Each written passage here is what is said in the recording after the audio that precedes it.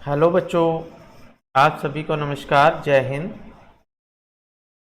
तो आज की इस वीडियो में आपको कराऊंगा कक्षा 8 विज्ञान अध्याय 8 है। इसमें कोशिका संरचना एवं प्रकार्य पाठ का नाम है। तो इस पाठ में मैं आपको लघुत्रात्मक प्रश्न कराऊंगा और ये ऐसे प्रश्न होंगे जो पूरे पाठ को कवर करेंगे। तो अगर आप इस वीडियो को अच्छी तरह से ध्यानपूर्वक देख लेते हो, अंत तक देख लेते हो और इन क्वेश्चंस को आप अपने विज्ञान की कॉपी में लिख लेते हो, तो ये आपका लेसन आपके लिए अच्छी तरह से तैयार हो जाएगा। और ये वेरी इंपॉर्टेंट क्वेश्चन है, वेरी इंपॉर्टेंट लेसन है। तो इसे आप अंत तक ज़रूर देखिए, समझिए और अपने दोस्तों के पास भी इसे भेजिए, क्योंकि बड़ी मेहनत करके मैंने आपको लिए वीडियो बनाई है। तो सबसे पहला प्रश्न है आपके लिए, कोशिका किसे कहते हैं? कोशिका किसे कहते हैं? तो कोशिका किसे कहते हैं होती है जीवन की मौलिक या संरचनात्मक इकाई को कोशिका कहते हैं। ठीक है, ये इसका उत्तर है। जीवन की संरचनात्मक या मौलिक इकाई को कोशिका कहते हैं। तो कोशिका क्या होती है? प्रत्येक जीव का शरीर छोटे छोटी संरचनाओं से मिलकर बनता है, जिसे कोशिका कहते हैं। जैसे मकान है, मकान कैसे बनता है? सबसे पहले ईंट लगाते हैं, ईंटों से दीवार बनती है, दीवारों से कमरा बनता है और कमरों से मकान बन जाता है। उसी प्रकार मकान की जो सबसे छोटी इकाई है वो ईंट है। उसी प्रकार से जो शरीर है जीव जंतुओं का या पेड़ पौधों का, उनमें सबसे छोटी इकाई जो है कोशिका है। ठीक है, या जीवों की सबसे छोटी इकाई को कोशिका कहते हैं। फिर दूसरा प्रश्न आता है, कोशिका की खोज किसने की थी और कब की थी? तो उसका उत्तर है भाई, कोशिका की खोज जो है रॉबर्ट हुक नामक वैज्ञानिक ने की थी और 1665 में की थी। ये 1665 ईस्वी में इसकी खोज की गई थी। ठीक है। फिर क्वेश्चन नंबर 3 है, मानव शरीर की सबसे कितनी कोशिकाएं पाई जाती हैं? मानव शरीर में कितनी कोशिकाएं पाई जाती हैं? तो इसका उत्तर है, मानव शरीर में लगभग कई खरब कोशिकाएं पाई जाती हैं। कई खरब का मतलब है जैसे लाख, करोड़, अरब, अरब के बाद खरब आती हैं। तो कई कई खरब कोशिकाएं हमारे शरीर में पाई जाती हैं। तो जो कुत्ता, बिल्ली, गाय, भैंस, बकरी जो आप देखते हो या पेड़ पौधे जो देखते हो, उनका शरीर कई कई खरब कोशिकाओं से मिलकर बना होता है। फिर उसके बाद क्वेश्चन नंबर 4 है, बहुकोशिक जीव किसे कहते हैं? बहु का मतलब है बहुत सारी कोशिकाएं, यानी जिसके शरीर में बहुत सारी कोशिकाएं हों। तो जिस जीव के शरीर में एक से अधिक कोशिकाएं पाई जाएं, उसे बहुकोशीय जीव कहते हैं। जैसे मानव, शेर, चीता, बिल्ली, गाय, भैंस, बकरी। तो ये सभी आप इसके उदाहरण में लिख सकते हो। फिर उसके बाद क्वेश्चन नंबर 5 है, एक कोशिका जीव किसे कहते हैं? एक कोशिका जीव किसे कहते हैं? तो इसका आंसर है, ऐसा जीव जिसका शरीर केवल एक ही कोशिका से मिलकर बना हो, उसे एक कोशिका जीव कहते हैं। ठीक है, तो एक कोशिका जीव का मतलब उसका शरीर में एक ही कोशिका है। जैसे अमीबा है, पैरामीशियम है, तो ये एक कोशिका जीव के उदाहरण हैं। ठीक है बच्चों, तो बाद में इनके आपको चित्र भी दिखा दूंगा मैं। फिर उसके बाद है आपके पास क्वेश्चन नंबर 6, अंगों का निर्माण कैसे होता है? क्वेश्चन नंबर 6 है, अंग का निर्माण कैसे होता है? तो कोशिकाएं मिलकर उत्तक बनाती हैं और उत्तक मिलकर अंग बनाते हैं। ठीक है, कोशिकाएं मिलकर तो उत्तक बनाती हैं, आगे आएगी उत्तक की परिभाषा। ठीक है, और उत्तक मिलकर अंग बनाते हैं। फिर सूक्ष्मदर्शी किसे कहते हैं? तो सूक्ष्मदर्शी होता है भाई, ये एक ऐसा यंत्र है जिसके द्वारा हम सूक्ष्म जीवों को, छोटे छोटे जीवों को बड़ा करके देख सकते हैं। ठीक है, जैसे अमीबा है, पैरामीशियम है, ये बहुत छोटे सूक्ष्म जीव होते हैं। इनको हम ऐसे ही नहीं देख सकते, इनको देखने के लिए सूक्ष्मदर्शी की सहायता हमें लेनी पड़ती है। इसे हम सूक्ष्मदर्शी कहते हैं, जो सूक्ष्म जीवों को देखने में हमारी सहायता करती है। फिर है 8वां क्वेश्चन, कोशिका की आकृति कैसी होती है? तो कोशिका की आकृति जो होती है अनियमित होती है, यानी कोशिका की आकृति बदलती रहती है, कभी कैसा आकार हो जाता है, कभी कैसा, उसका नियमित आकार नहीं है। ठीक है, फिर नेक्स्ट क्वेश्चन है क्वेश्चन नंबर 9, पादाब किसे कहते हैं? पादाब जो होते हैं अमीबा के शरीर में होते हैं ये। तो अमीबा के शरीर में मुख्य शरीर से बाहर की ओर परिवर्तित लंबाई, ठीक है, शरीर से बाहर की ओर परिवर्तित जो लंबाई के होते हैं उन्हें हम पादाब कहते हैं। ठीक है, तो अमीबा के मुख्य शरीर से बाहर की ओर परिवर्तित लंबाई के प्रवर्ध उभरते हुए दिखाई देते हैं, इन्हें पादाब कहते हैं। यानी जब अमीबा चलता है ना आगे या अपने भोजन को पकड़ने की कोशिश करता है तो उसका शरीर ऐसा लचीला होता है कि उसकी संरचना आगे की तरफ उभरती हुई चलती है। तो उन उभरते हुए शरीर के भाग को हम पादाब कहते हैं। ठीक है, तो इसका चित्र आपको दिखा दूंगा बाद में। तो उसके बाद है आपके पास, तो आप देखिए ये चित्र में आप देख रहे हो, ये अमीबा होता है, सूक्ष्म जीव है जो, ठीक है, इनमें एक कोशिका होती है और ये पैरामीशियम है। दूसरा चित्र जो आप देख रहे हो ये पैरामीशियम का है और ये अमीबा का चित्र है। अब इसके शरीर में जो ये बाहर की तरफ उभरा हुआ भाग है इसे हम पादाब कहते हैं। ठीक है, तो ये दोनों एक कोशिका जीव हैं, इनके शरीर में एक कोशिका होती है और ये सूक्ष्म जीव हैं। ठीक है, और पादाब जो हैं अमीबा में के शरीर में पाए जाते हैं, जो उभरी हुई संरचनाएं होती हैं उन्हें हम पादाब कहते हैं। और इसी के द्वारा जो है वो अपना भोजन पकड़ता है, भोजन ग्रहण करता है। और ये दूसरा पैरामीशियम है। ठीक है बच्चों, और उसके बाद एक और आपको बता देता हूँ। तो आगे प्रश्न आएगा आपके पास कि कोशिकाओं के आकार कितने प्रकार के होते हैं। तो कोशिकाएं जो होती हैं 3 प्रकार की होती हैं। तो ये अभी आप देख लीजिए, गोलाकार होती हैं। ये जो आप चित्र ए में लाल लाल रंग की देख रहे हो तो ये गोलाकार हैं। रक्त कोशिकाएं होती हैं, ये हमारे खून के अंदर होती हैं और एकल कोशिका है। तो हमारे खून के अंदर पाई जाने वाली कोशिकाएं, ठीक है, ये गोलाकार रक्त कोशिकाएं हैं। और दूसरी है तरकू रूपी तकवे के समान, यानी इस तरह की भी आप में देख रहे हो, ये तरकू रूपी पेशी कोशिकाएं हैं, मांसपेशियों में पाई जाती हैं ये। और सी जो है आपकी, ये जो आप चित्र सी में देख रहे हो तो ये जो है शाखान्वित लंबी कोशिका होती है, तंत्रिका कोशिका होती है ये। तो ये 3 प्रकार की कोशिकाएं जो हैं हमारे शरीर में पाई जाती हैं। ठीक है बच्चों, नेक्स्ट चलते हैं। तो नेक्स्ट क्वेश्चन है आपके पास, जो मानव, ये अभी मैंने आपको बताई थी, मानव रक्त में पाई जाने वाली कोशिका का नाम बताइए। तो मानव रक्त में श्वेत रक्त कोशिकाएं होती हैं, जो एक कोशिकीय संरचनाएं होती हैं, ये पाई जाती हैं श्वेत रक्त कोशिकाएं। हमारे शरीर के में अंदर खून होता है, रक्त होता है, उसमें पाई जाती हैं ये। फिर है कोशिकाओं के आकार कितने प्रकार के होते हैं। जो मैंने अभी आपको चित्र दिखाए हैं ये 3 प्रकार के होते हैं। गोलाकार होते हैं जो खून के अंदर होते हैं, और तंतु रूपी पेशी कोशिका, तरकू रूपी आएगा ये, तंतु रूपी की जगह। ठीक है, और लंबी शाखान्वित तंत्रिका कोशिका। तो ये 3 तरह की कोशिकाएं हमारे शरीर में पाई जाती हैं। फिर 12वां क्वेश्चन है आपके पास, कोशिका का साइज कितना हो सकता है। तो इसका आंसर आप लिखोगे, जो कोशिका का साइज है वो 1 माइक्रोमीटर से कुछ सेंटीमीटर हो सकता है।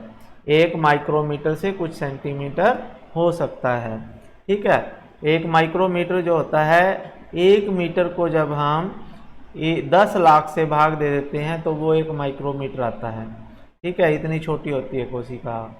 फिर सबसे छोटी, 13वां क्वेश्चन है, सबसे छोटी कोशिका की साइज कितना है। तो जो सबसे छोटी कोशिका है ना उसका साइज है 0.1 से 0.5 माइक्रोमीटर, जो जीवाणुओं की कोशिका है। ठीक है, जीवाणुओं की कोशिका है, जीवाणुओं के शरीर में पाई जाती है ये। फिर 14वां क्वेश्चन है, सबसे बड़ी कोशिका का नाम बताइए। तो सबसे बड़ी कोशिका का नाम है शतुरमुर्ग का अंडा। शतुरमुर्ग का अंडा जो है सबसे बड़ी कोशिका का है। इसका साइज है जो 170 मिलीमीटर गुणा 130 मिलीमीटर। ठीक है, इसका साइज कितना है 170 गुणा 130 मिलीमीटर। मिलीमीटर, का मतलब होता है मिलीमीटर।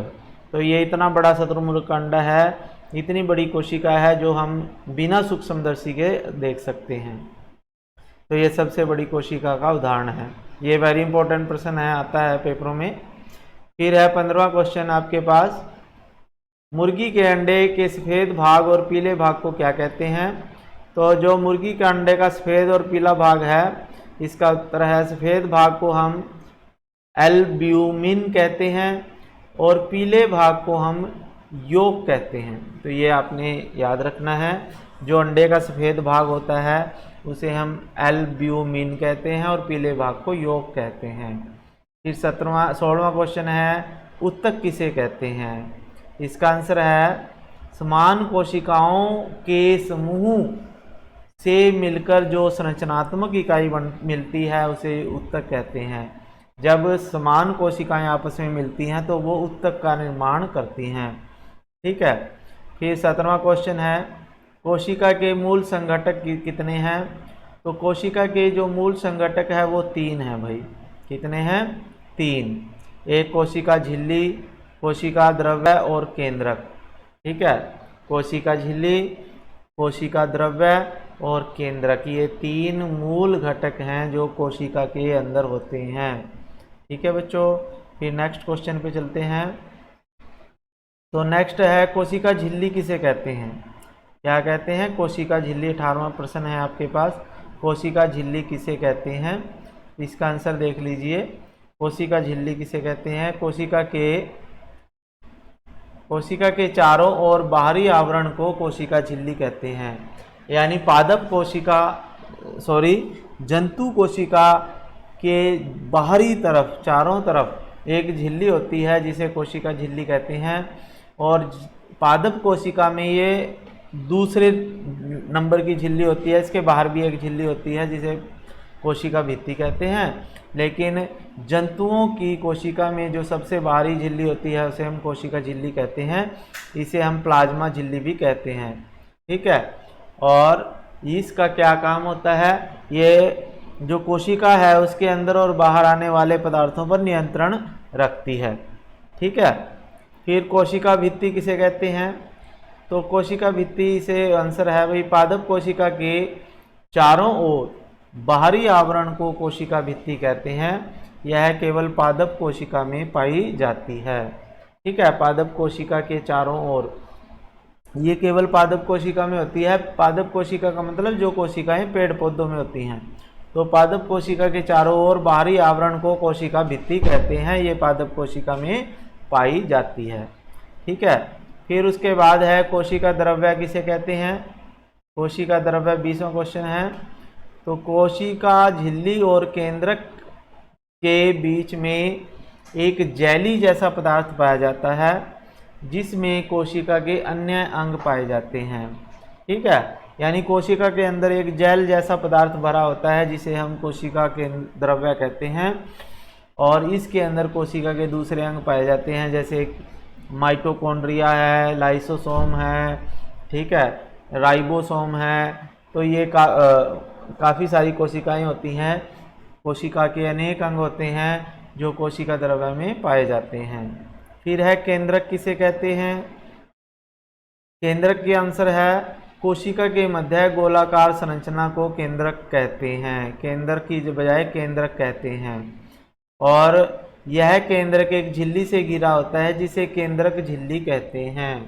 ठीक है, कोशिका के मध्य एक संरचना होती है गोल, उसे हम केंद्रक कहते हैं। और केंद्रक के चारों तरफ एक झिल्ली होती है, उसे केंद्रक झिल्ली कहते हैं। ठीक है बच्चों। फिर नेक्स्ट क्वेश्चन पे चलते हैं। केंद्रिका या न्यूक्लियोल्स किसे कहते हैं? क्वेश्चन 22वां है, केंद्रिका या न्यूक्लियोल्स किसे कहते हैं? तो केंद्रक के मध्य में भी एक छोटी संरचना होती है जिसे केंद्रिका कहते हैं। जैसे ये जो कोशिका है, कोशिका के बीच में तो केंद्रक होता है और केंद्रक के बीच में भी एक छोटी संरचना होती है जिसे केंद्रिका कहते हैं। फिर है, क्रोमोसोम क्या होते हैं? गुणसूत्र किसे कहते हैं और ये कहाँ पाए जाते हैं? तो गुणसूत्र या क्रोमोसोम जो होते हैं वो केंद्रक के ऊपर पाए जाते हैं और धागे जैसी संरचनाएं होती हैं ये और इनका कार्य क्या होती है, अगला क्वेश्चन है ये। तो ये जीन के धारक होते हैं और इनका काम है आनुवांशिक गुणों को एक पीढ़ी से दूसरी पीढ़ी में ले जाना। यानी इसका क्या मतलब है, इसका मतलब है जो भी जीव जंतुओं के बच्चे होते हैं तो वो अपने माता पिता के गुणों जैसे होते हैं। जैसे कई बार हम कहते हैं कि ये अपने माता जैसा दिखाई देता है, ये अपने पिता जैसा दिखाई देता है, तो उसके गुण आ जाते हैं। माँ बाप के गुण जब बच्चों में आते हैं वो जीन्स के कारण आते हैं, गुणसूत्रों के कारण आते हैं। ठीक है, तो फिर है अगला क्वेश्चन, प्रोकैरियोटिक कोशिका किसे कहते हैं। अब कोशिका दो तरह की होती है, प्रोकैरियोटिक और यूकैरियोटिक। तो प्रोकैरियोटिक कोशिका किसे कहते हैं, तो ये समझ लीजिए 25वां क्वेश्चन है ये। तो इसका आंसर है ऐसी कोशिका जिसमें केंद्रक स्पष्ट दिखाई नहीं देता, तो उसे प्रोकैरियोटिक कोशिका कहते हैं। और दूसरा है यूकैरियोटिक कोशिका। तो इसमें ऐसी कोशिका जिसमें केंद्रक स्पष्ट दिखाई देता है। ठीक है, यूकैरियोटिक में केंद्रक दिखाई देता है, प्रोकैरियोटिक में दिखाई नहीं देता। ठीक है, ये इनका अंतर भी आप लिख सकते हो। फिर उसके बाद है रिक्तिका किसे कहते हैं, 27वां क्वेश्चन है। तो उसका आंसर आपके पास है कोशिका द्रव्य में पाई जाने वाली खाली स्थान को रिक्तिका कहते हैं। यानी कोशिका द्रव्य के बीच में खाली स्थान पाया जाता है जिसे हम रिक्तिका कहते हैं। फिर अगला क्वेश्चन है प्लास्टिड किसे कहते हैं। तो प्लास्टिड होते हैं भाई जो पेड़ पौधों की पत्तियां होती है ना, उनकी कोशिकाओं में अनेक छोटी छोटी रंग बिरंगी संरचनाएं होती हैं जिन्हें हम प्लास्टिड बोलते हैं। और जो प्लास्टिड हरे रंग के होते हैं उन्हें हम क्लोरोफिल कहते हैं। ठीक है, तो पादप कोशिका में क्लोरोफिल किसे कहते हैं, ये भी प्रश्न आता है। तो पादप कोशिका में पाई जाने वाला हरे रंग का, ठीक है, पादप कोशिका में पाए जाने वाले हरे रंग के जो संरचनाएं हैं उन्हें क्लोरोफिल कहते हैं। ठीक है, और जो प्लास्टिड हरे रंग के होते हैं ना उन्हें क्लोरोप्लास्ट या हरित लवक कहते हैं। और इन्हीं के कारण जो पत्तों का रंग होता है वो हरा होता है, और क्लोरोफिल के कारण ही पेड़ पौधे अपना भोजन बनाते हैं। ठीक है, फिर अगला क्वेश्चन है पादप कोशिका और जंतु कोशिका में अंतर बताना है हमने। तो उसके बाद है आपके पास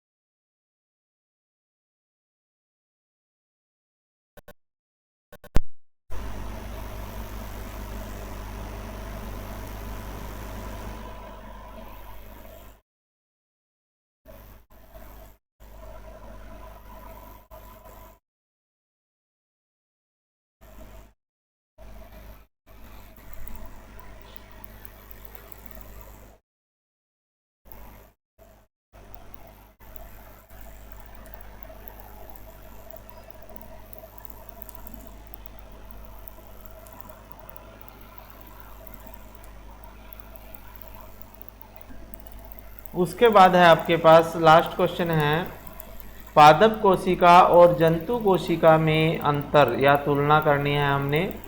तो ये आपको चित्र में दिखाया गया है।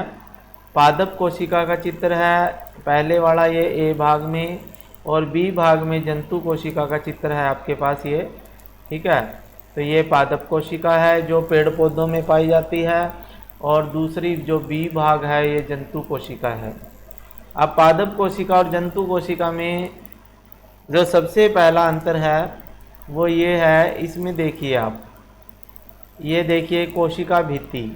तो जो कोशिका भित्ति होती है, इसमें दो लाइनें आपको दिखाई दे रही है यहाँ पे कोशिका भित्ति के बाद। तो एक है बाहर वाली जो लाइन है उसे कोशिका भित्ति कहते हैं, और अंदर वाली लाइन को कोशिका झिल्ली कहते हैं। ये देखिए कोशिका झिल्ली, ठीक है, इसकी लाइन जो आपके अंदर की तरफ जा रही है। तो ये पादप कोशिका में पाई जाती है। ठीक है, कोशिका भित्ति जो है वो पादप कोशिका में, पेड़ पौधों की कोशिका में सबसे बाहरी झिल्ली होती है। ठीक है, जो कोशिका को की रक्षा करती है। ठीक है, और कोशिका झिल्ली जो होती है वो पादप कोशिका में दूसरे नंबर की होती है, उसके बाहर कोशिका भित्ति होती है। लेकिन जंतु कोशिका में जो पीली वाली कोशिका आप देख रहे हो, इसमें सबसे बाहरी परत जो होती है कोशिका झिल्ली होती है। ठीक है, फिर उसके बाद आता है हमारे पास केंद्रक। केंद्रक देखो दोनों में है, पादप कोशिका में भी है ये गोल संरचना, और जंतु कोशिका के बीच में गोल संरचना जो ये केंद्रक होता है। और तीसरा होता है कोशिका द्रव्य। कोशिका द्रव्य केंद्रक, इस केंद्रक के और कोशिका के झिल्ली के बीच में एक द्रव होता है जेली रूपी। ठीक है, और इधर भी एक केंद्रक है जो पीले पीले रंग का आपको दिखाई दे रहा है, तो इसे कोशिका द्रव्य कहते हैं। ठीक है, फिर आता है रिक्तिका।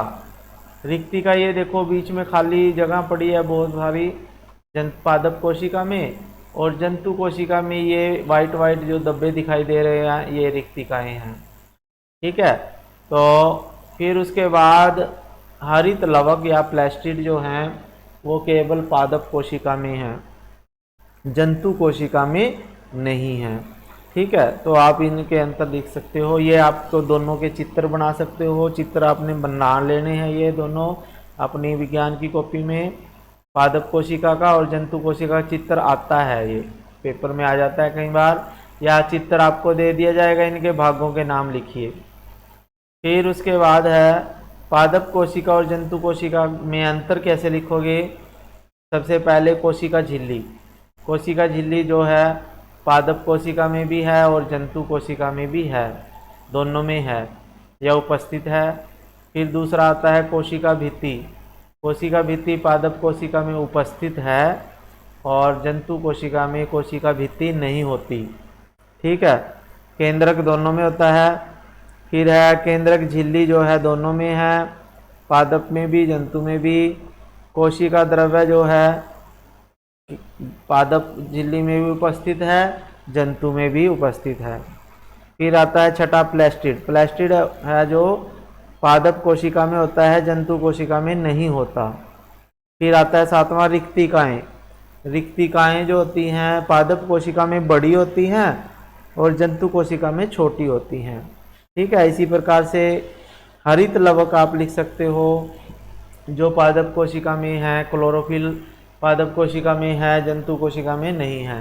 ठीक है बच्चों, इस तरह से आपने ये लेसन करना है और इस वीडियो को अच्छी तरह से समझना है।